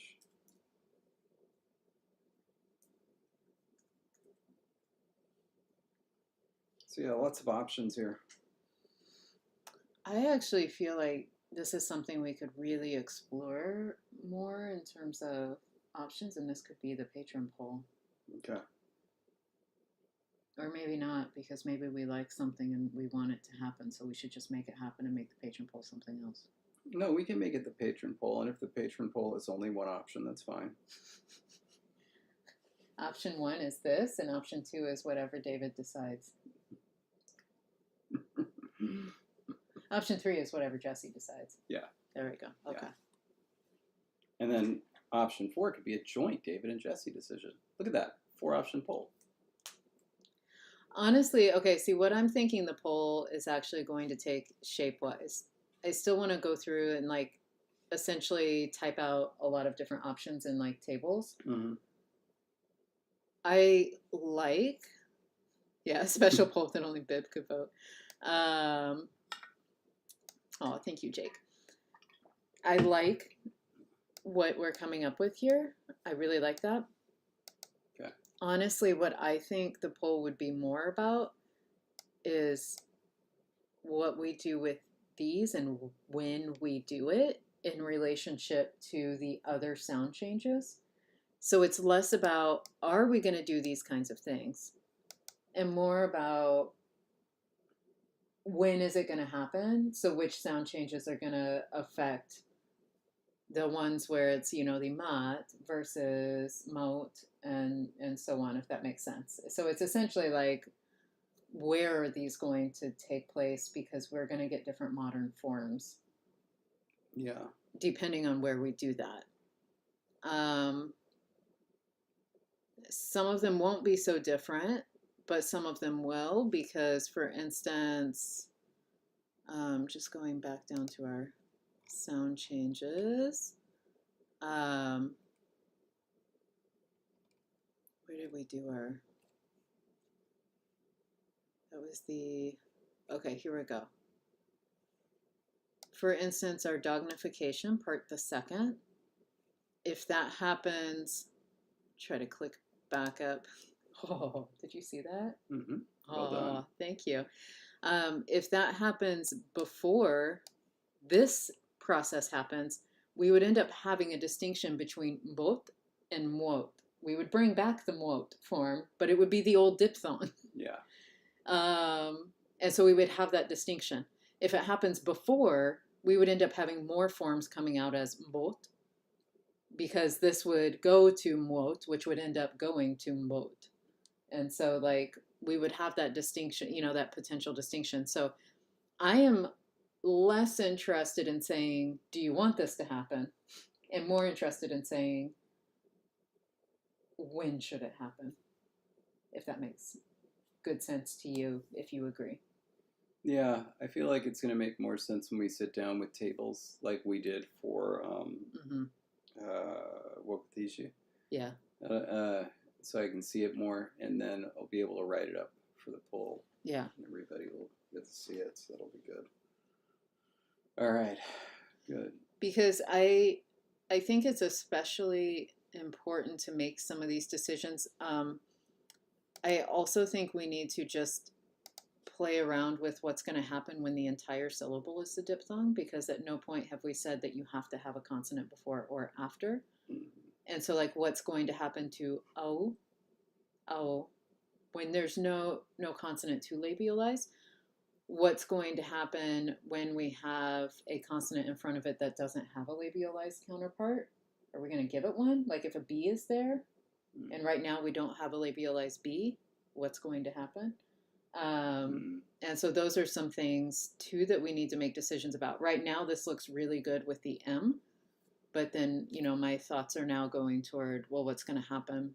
If there's not something there, are we going to add a W at the beginning? Like, say the U becomes a W, the O and the U become a W. Ua becomes wa, and oa becomes wa. They both become wa. Or what? Yeah.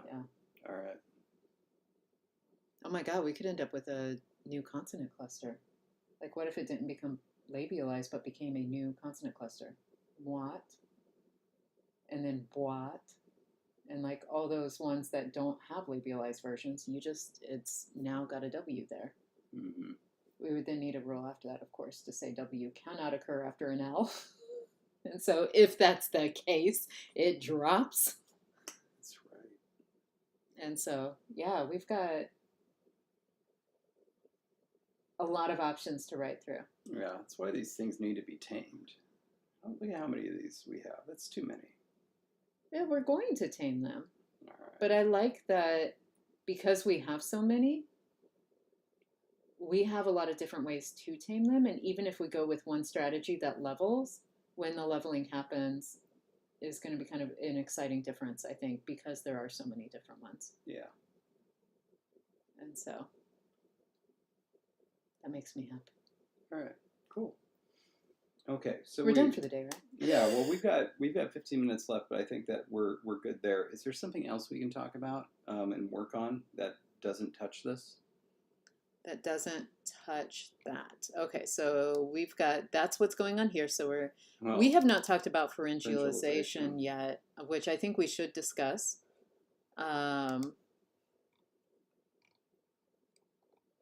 Specifically, we have the H, but then we also have, our B, T, and D.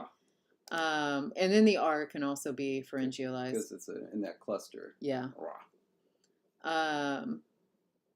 The question is it going to affect vowel quality? I would say we need to discuss it as onset and coda separately to see if we think, or we may go the uvular strategy and say, you know what, if it's just around a uvular or if it's around a pharyngealized.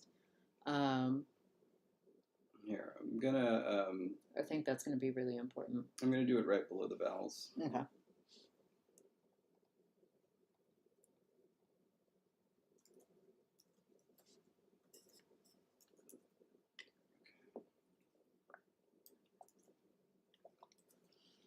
And Jake, yeah, the way I was thinking we may end up doing it, I want to write out all the options before I say for sure. But yeah, that is essentially what I was suggesting is like instead of doing a labialized or, a palatalized consonant in front, just straight up doing a wa and a ya, creating new consonant clusters and actually creating a new consonant. We would have our first palatal consonant.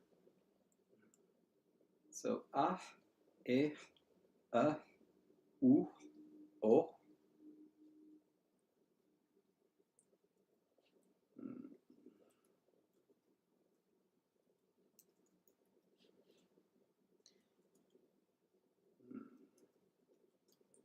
It's kind of hard to do because you can't contrast them with anything. The B you can. Yeah.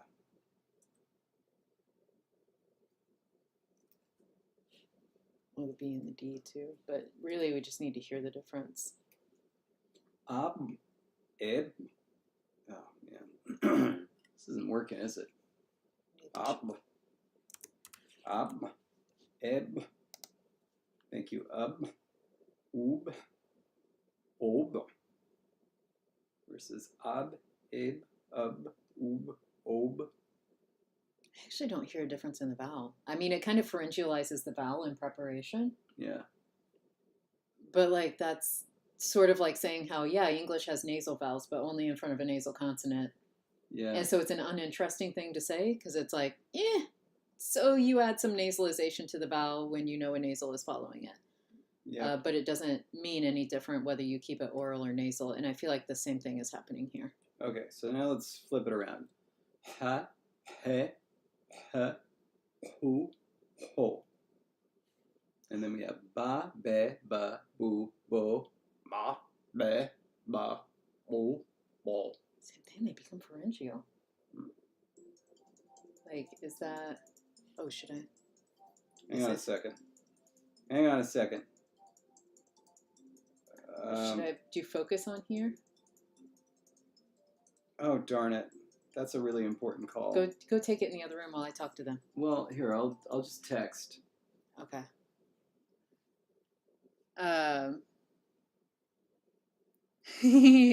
Mateus used the name Davidification for killing the central vowels.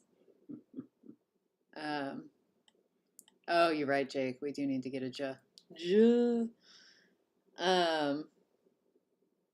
I really, and I'm curious to know, like everyone listening along at home, what I heard was that those vowels were really getting some kind of like, pharyngeal quality But the only reason we would have that pharyngeal quality to it is if there's a pharyngeal consonant around it. And it's not actually otherwise, unless we delete the pharyngeal consonant, thereby leaving a distinction between a pharyngealized vowel and, a non-pharyngealized.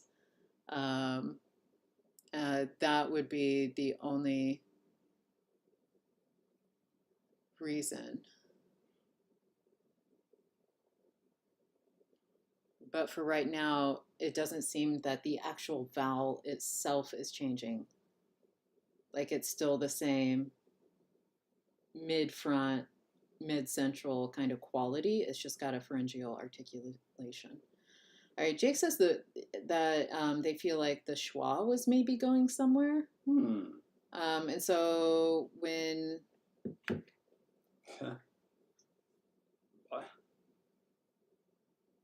And Tabby says that they felt very pulled back with a preceding pharyngeal, not with a... Could do a minor... I almost said post-seating.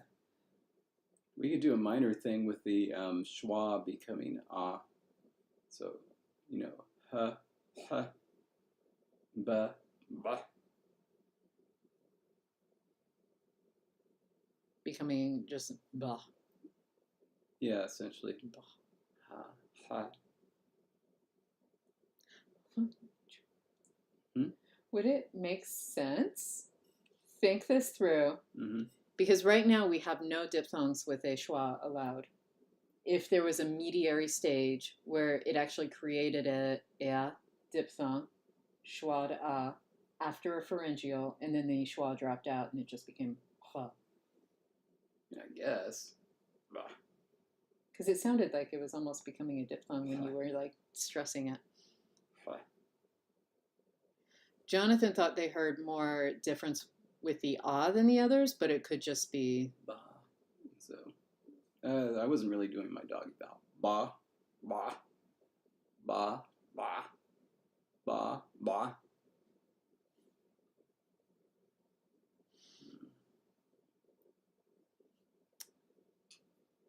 like it does sound different. The question is it just that it's being pharyngealized, or is it actually going somewhere? As the pronouncer, what do you feel? I'm down with shifting schwa to ah, not necessarily with everything else. Okay. Boo, boo. I mean, closest would be the ooh, boo, boo, who, who. And with the H, it sounded like an ooh, but with the B, it didn't. Yeah. Do, boo, boo. Now I'm just doing it. No, I'm not pronouncing things right. That's part of the problem. I'm going all off the rails. Well, okay. Bob it. So one thing I could see is ooh becoming o, and schwa becoming ah, but a has nowhere to go, so it stays a. So like I could see they.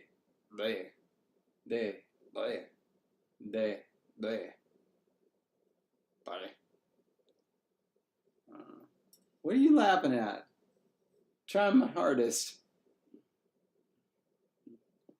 I'm not some fancy langologist like Bibleridian. I'm just little old me. Little old you making little old me laugh. Mm-hmm. But anyway, no. But what I was saying is like we could essentially vowels are lowered where possible, without losing roundedness, and so the ooh and the o may conflate after a pharyngeal, and the ah conflate after a pharyngeal. Yeah, and it's not like in production, it's not like it should feel different when you produce it, because it's possible to produce all these vowels in the same way. It's the question is, do they sound different? Because if they sound like they merge, then eventually they will. It's possible to produce all of these. Like, same thing, remember when we were talking about nasal vowels last time? Like, there are languages that have nasal vowels at every single place, but there are just a lot of languages where they merge. And it's not because you can't say a high nasal vowel. It's just because sometimes they just, they don't sound different enough, so they just push. Yeah, Jake, it is interesting that the pharyngealization seems to affect the following vowel. As a coda, it like really adds to that consonant quality.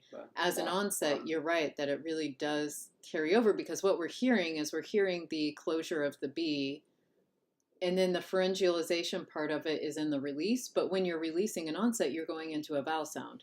And so it necessarily is going to be somewhat affecting the vowel. And so that is how that's going to work. And then the question is, how much is it affecting it auditorily?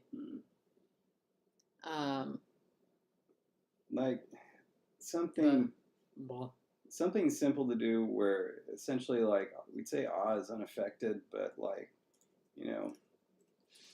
A goes to,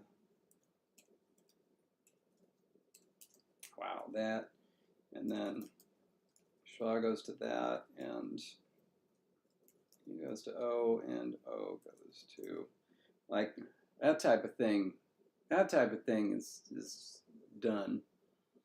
But we don't have to have everything be affected either. I don't know. If we're going to potentially do this, then why don't we just potentially put it in the same category as the uvular effect, where this is going to go to an U instead of an O, and it has the same minus ATR as the uvular. I guess it just depends what you hear. So, boo, bull, do, I'm sorry, do, do, hu, do, do.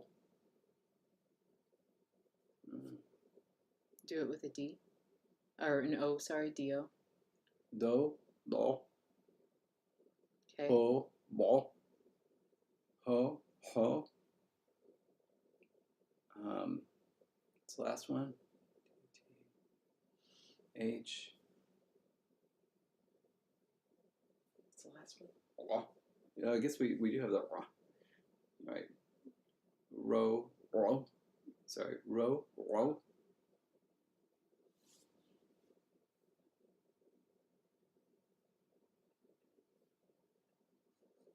In my head, it's almost like it's making it into a diphthong. Like I almost hear a diphthong quality to it. Yeah, that's something that also happens. Versus the actual vowel quality at the end point being affected. It's almost like there's a little something inserted. Like Jake was saying, with it being more of a vowel thing, it almost sounds like there's a vowel, something being added to it to diphthongize it. Well, we just explode the diphthongs and say essentially after a pharyngealized one, a little schwa is inserted, and then deal with the fallout. Yeah. Except for the schwa. I like that, just lowers. Yeah, we're bringing it back full force.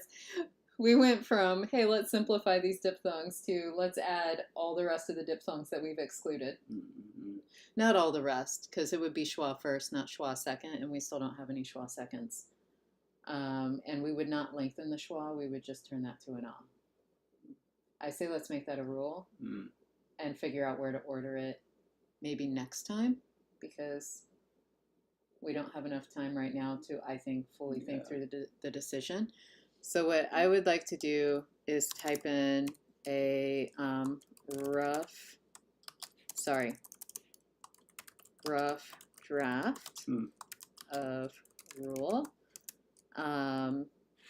after a pharyngealized consonant, a vowel becomes a diphthong with an inserted schwa. And so, I forget, how did you do this? A number sign? Oh, yes. e.g. ba becomes number sign ba. Okay, note that this will not affect the schwa in the same way. The schwa will just lower where b becomes ba.